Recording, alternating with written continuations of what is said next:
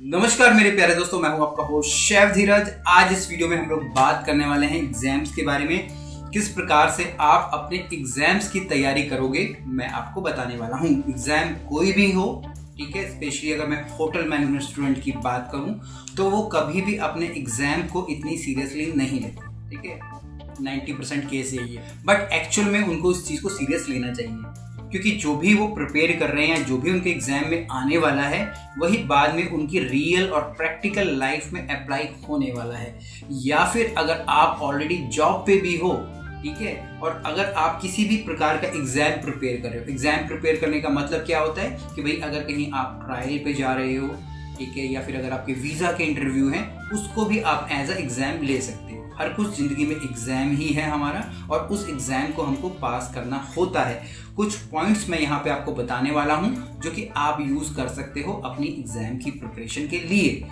सबसे पहला यहाँ पे कि भैया आपको हमेशा अपने जो स्टडी प्लेस है उसको ऑर्गेनाइज करके रखना है, ठीक है। जो भी जगह है, जो भी स्पेस है या जो भी प्लेस है आपका, उसको ऑर्गेनाइज करके रखना है। ये नहीं होना चाहिए कि भैया आप होटल मैनेजमेंट के स्टूडेंट हैं तो सिर्फ आपको चाकू और छुरी को ही संभाल के रखना है कि आपके हाथ ना कट जाएं, ठीक है। आपके पास एक स्टडी टेबल होनी चाहिए जहाँ पे कि आपकी किताबें होनी चाहिए। अगर आपके पास कंप्यूटर है, लैपटॉप है, तो वो एक जगह पे ही होना चाहिए। या आप बोल सकते हो आपके लिए पास एक डेडिकेटेड स्पेस होना चाहिए अपनी प्रिपरेशन के लिए। दूसरा पॉइंट यहाँ पे है कि जब भी आप प्रिपरेशन कर रहे हो किसी भी इंटरव्यू की या जैसे भी कर रहे हो, ठीक है, तो आपके पास एक ही प्लेस होना चाहिए। ये नहीं कि आज आप इस रूम में बैठ के पढ़ रहे हो, कल दूसरे रूम में जा रहे हो, परसों टीवी के सामने बैठ के पढ़ रहे हो। हमेशा एक पर्टिकुलर प्लेस ही होना चाहिए। इससे ये फ़ायदा होता है कि आपको पता होता है उस प्लेस के बारे में, कौन सा मेरा एरिया वहाँ पे कंफर्टेबल है, ठीक है, कहाँ पे हवा आती है, कहाँ पे सूरज की किरणें आती है, ठीक है, क्योंकि ये सारी की सारी चीज़ें एडजस्ट हो जाती हैं। तो बार बार अगर आप अपने स्पेस को या अपने प्लेस को चेंज करेंगे तो आप कॉन्सेंट्रेट नहीं कर पाएंगे। स्पेशली ये कॉन्सेंट्रेशन के पर्पज से मैं बोल रहा हूँ, क्योंकि किसी भी नई जगह पे हम लोग जल्दी से एडजस्ट नहीं हो पाते हैं। एडजस्ट होने में समय लगता है। तो अगर एक ही जगह होगी तो आप वहाँ पे बिल्कुल कंफर्टेबली पढ़ पाएंगे और अपने एग्जाम की प्रिपरेशन कर पाएंगे। तीसरा पॉइंट यहाँ पे आ जाता है डिजिटल डिस्ट्रैक्शन का। डिजिटल डिस्ट्रैक्शन का मतलब है आपकी मोबाइल, आपका टीवी या कोई भी ऐसी एक्टिविटी जिससे कि आप बार बार डिस्ट्रैक्ट हो रहे हो। स्पेशली अगर इस समय की मैं बात करूं तो हमारे मोबाइल के अंदर आपका सब कुछ आपको मिल जाएगा। खाना ऑर्डर करने की ऐप आपको मिल जाएगी, म्यूजिक सुनने को मिल जाएगा, ठीक है जी, या किसी भी प्रकार की मूवीज़ आपको देखनी है, शोज़ देखनी है, ठीक है। और बार बार वो अलर्ट आते हैं, हर 2-3-4 सेकंड में अलर्ट आते रहते हैं, ठीक है। कभी फेसबुक का अलर्ट आ जाएगा, कभी इंस्टाग्राम का अलर्ट आ जाएगा, और आप बार बार उसको देखने की कोशिश करोगे। तो अगर आप पढ़ने जा रहे हो और अपने लिए एक टाइम टेबल बना लिया कि भैया मेरे को 2 घंटे पढ़ना है, तो 2 घंटे के लिए अपने मोबाइल को या तो बंद कर दो, ठीक है, या उसको एरोप्लेन मोड में डाल दो कि कोई भी आपको तंग ना करे। आप अपनी किताबों के साथ, आप अपने साथ बिल्कुल एकदम व्यस्त हो जाएं, ठीक है। तो ये डिजिटल डिस्ट्रैक्शन है, इससे आपको बचना है। इसके बाद नेक्स्ट पॉइंट आता है, वो आता है हमारे टाइम टेबल, ठीक है। आपको टाइम टेबल बना लेना है। होटल मैनेजमेंट के स्टूडेंट तो टाइम टेबल बनाते नहीं है, बट बनाना चाहिए। फ्यूचर में इसके ऊपर भी मैं रिसर्च करके प्रॉपर्ली वीडियोस बनाऊंगा। तो टाइम टेबल बनाइए, ठीक है। अगर आप देखेंगे हमारे कौन कौन से पार्ट आ जाते हैं, आप कोई भी कुजीन में, चाहे इंडियन है, चाइनीज़ है, थाई है, जैपनीज़ है, कोई भी कुजीन में, तंदूर में आप हैं, तो आप देखिए आपके थ्योरी के पार्ट होते हैं, आपकी रेसिपीज़ होती हैं, ठीक है। इसके अलावा आपकी सेल्फ डेवलपमेंट की चीज़ें होती हैं, आपकी इंग्लिश होती है, कंप्यूटर होता है, ठीक है। ये सारी चीज़ें आती हैं, सिर्फ रेसिपी और खाना बनाना नहीं होता है। तो इन सब चीज़ों के ऊपर भी आपको ध्यान देना पड़ता है, या इनके बारे में आपको पढ़ना होता है। आप पढ़ोगे कहाँ से? 2 चीज़ें हैं यहाँ पे।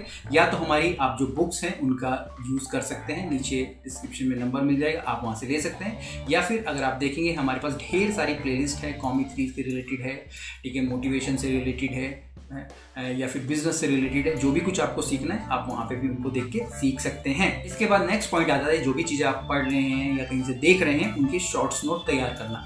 और ये शॉर्ट नोट्स बाद में आपको हर महीने में या 1-2 महीने के बाद उनको रिपीट करते रहना चाहिए, ताकि आपने जो भी पहले काम किया है उसका आपको ईजिली रिवीजन हो जाए और आप उन चीज़ों को भूलेंगे नहीं। मैं भी अगर कुछ भी प्रिपेयर कर रहा हूँ, मैं उनके शॉर्ट नोट्स बना लेता हूँ। अगर मैं किताब में लिख रहा हूँ या फिर अगर मैं मोबाइल में कुछ चीज़ पढ़ रहा हूँ तो मैं मोबाइल के अंदर ही वहाँ पे नोट्स बना लेता हूँ, क्योंकि अब कई सारी ऐसी ऐप्स हैं जिसमें कि आप अपने नोट्स बना के रख सकते हो, तो आपको भी इस तरीके से ही नोट्स बना के रखने हैं। मान लीजिए आप एक चैप्टर पढ़ते हैं method of cooking. Method of cooking के अंदर आपको बॉइलिंग, पोचिंग ये सब समझ आ रहा है, बट उनके टेम्परेचर आपको याद नहीं होंगे, तो आपको उनके छोटे छोटे नोट्स बना लेने। जैसे कि मान लीजिए बॉइलिंग के आगे लिख दिया 100 डिग्री सेल्सियस, ठीक है जी।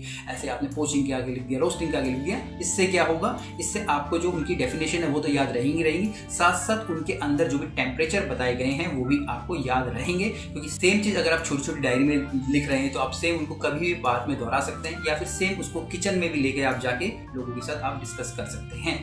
ठीक है, तो ये शॉर्ट नोट्स का आपको ध्यान रखना है, या आप इसको छोटी एक डायरी भी बोल सकते हैं। इसके बाद नेक्स्ट पॉइंट है वो है हमारा टेक टेस्ट। आपको टेस्ट भी लेने। अब टेस्ट आप कैसे लेंगे, या तो आप जो भी प्रिपेयर कर रहे हैं उनके नोट्स बना लीजिए, ठीक है, बाद में प्रॉपर्ली क्वेश्चन के फॉर्म में उनको लिख के रख दीजिए और अपने आप को टाइम दीजिए कि मैं 1 या 2 घंटे के अंदर इन क्वेश्चन के आंसर करूंगा।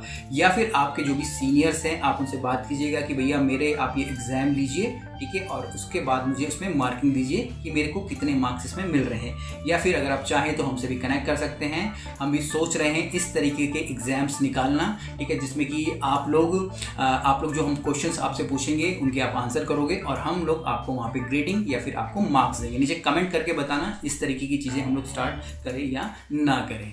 इसके बाद नेक्स्ट पॉइंट आ जाता है, वो आ जाता है बिकम टीचर। ठीक है, अभी आपने टेस्ट लिया, अब आपको टीचर बन जाना है। मतलब जो भी आप पढ़ रहे हैं आपको उनको अपने जूनियर्स को बताना है, या जो भी आपके फ्रेंड्स हैं उनको बताना है। ठीक है, इससे ये होता है कि भाई कि जो भी आप पढ़ के जा रहे हैं किसी दूसरे या तीसरे को बता रहे हैं, ठीक है, तो उसके अंदर भी क्यूरियोसिटी जागती है नई नई चीज़ें पूछने की। अब जब वो आपसे नई नई चीज़ें पूछेगा तो आपको फिर से उसको पढ़ना पड़ेगा, ठीक है, और फिर पढ़ने के बाद उसको बताना पड़ेगा। जब आप ये प्रक्रिया 1-2 बार करोगे या सेम चीज़ें बार बार होंगी तो आप देखेंगे आपकी जो पढ़ने का लेवल है, जो समझने का लेवल है, और वो और ज़्यादा इंक्रीज वहाँ पे हो जाएगा। इसके बाद नेक्स्ट पॉइंट है वो है आपके ब्रेक्स का। आपको रेगुलरली ब्रेक्स लेते रहना है। ठीक है, मान लीजिए अगर मैं 3 घंटे पढ़ रहा हूँ, ठीक है, तो 1.5 घंटे के बाद मुझे 10-15 मिनट का ब्रेक लेना चाहिए, जिसमें कि मैं आराम से पानी पी लूँ, ताकि आपकी बॉडी दोबारा से रिफ्रेश हो। अगर आप एक जगह बैठे हैं आपका पॉस्चर उससे चेंज होगा तो जो ब्लड सर्कुलेशन भी आपकी बॉडी में सही ढंग से होगा। इसके बाद जो सेकंड लास्ट पॉइंट आता है वो आता है आपका ईट वेल। आपको अच्छे से खाना चाहिए। किचन में लोग खाना नहीं खाते हैं, ठीक है, ये धारणा है कि भाई जो किचन में काम करता है वो सब कुछ खाते हैं, बट ऐसा नहीं होता है। आप लोग देखेंगे कि जो भी बचा कुचा होता है होटल मैनेजमेंट के स्टूडेंट या जो भी शेफ होता है वही खाते हैं। तो यहाँ पे आपको ध्यान रखना है कि आप अच्छा खा भी रही हैं, खासकर आप ढेर सारा पानी पी रहे हैं, फ्रेश वेजिटेबल्स को और मीट्स को, नट्स को अपनी डाइट के अंदर इंक्लूड कर रहे हैं, ताकि आप अच्छे से रहें। जब आप अच्छे से रहेंगे तभी आप अच्छे से पढ़ पाएंगे, अच्छे से आगे ज़िंदगी में कुछ भी कर पाएंगे। सबसे लास्ट पॉइंट यहाँ पे आ जाता है वो होता है स्लीप वेल। आपको सोना भी है।